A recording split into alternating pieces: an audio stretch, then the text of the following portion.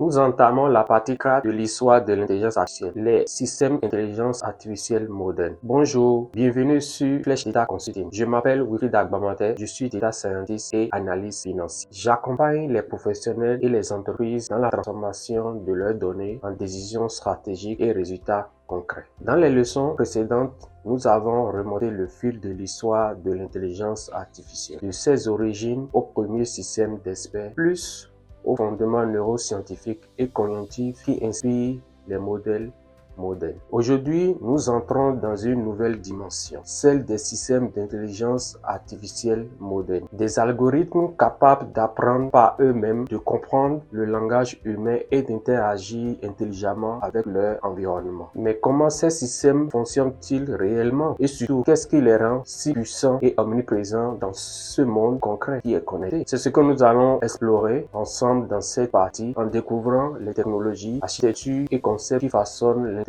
artificielle d'aujourd'hui et de demain. Passons à la partie numéro 1. Les dernières évolutions en matière de matériel et de logiciels. L'une des raisons majeures du succès de l'intelligence artificielle moderne, c'est la révolution technologique du matériel informatique. Pendant longtemps, les ordinateurs étaient trop lents pour exécuter les algorithmes complexes. Mais avec l'arrivée des GPU, process graphiques conçus à l'origine pour les jeux vidéo, tout a changé. Selon Bussmann et Schmitz, en 2021, ces processeurs ont permis d'accélérer les calculs nécessaires à l'avantage profond. Combinés à des volumes massifs de données du nom Big Data et à des plateformes cloud comme AWS, Google Cloud et Microsoft Azure, des chercheurs ont pu entraîner des modèles sur des milliards de paramètres. Côté logiciel, des frameworks comme TensorFlow, PyTorch ou Keras ont démocratisé l'accès à l'intelligence artificielle. Aujourd'hui, tout développeur peut créer son propre modèle intelligent depuis son ordinateur portable. Mais toutes les intelligences artificielles ne valent pas. Certaines sont très spécialisées,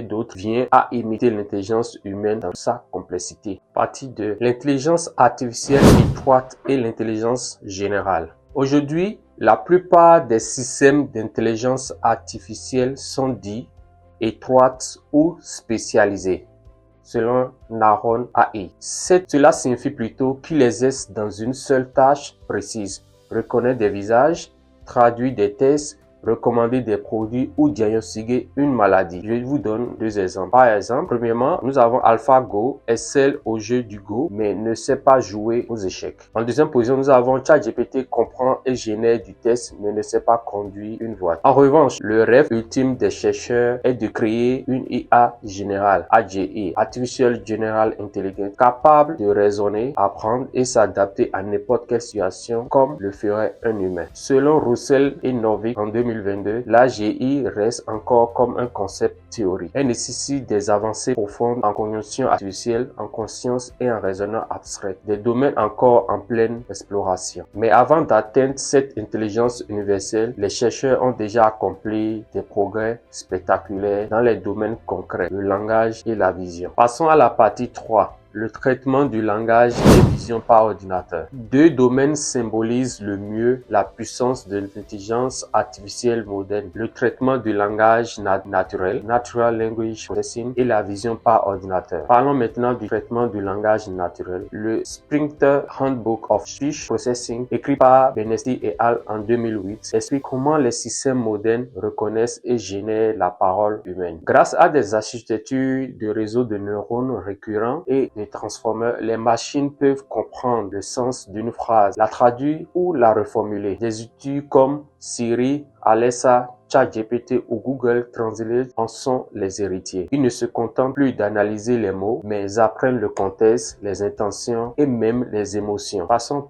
au niveau de la vision par ordinateur. D'après Davi, en 2018, la vision artificielle repose sur l'analyse des pixels d'une image à plusieurs niveaux hiérarchiques. Les modèles apprennent à reconnaître les formes, les objets, puis les scènes entières. C'est ainsi que les voitures autonomes identifient les piétons, que YouTube classe les vidéos ou que les autos détectent les anomalies médicales sur les radiographies. Ces systèmes combinent deep learning, big data et capteurs avancés, permettant à la machine de voir et de comprendre son environnement. L'intelligence artificielle moderne est partout, dans nos téléphones, nos entreprises, nos voitures et même dans la recherche médicale. Mais comment tout cela s'applique concrètement à nos vies et à nos métiers? C'est ce que nous verrons dans la prochaine vidéo, la leçon 5 des applications de l'intelligence artificielle.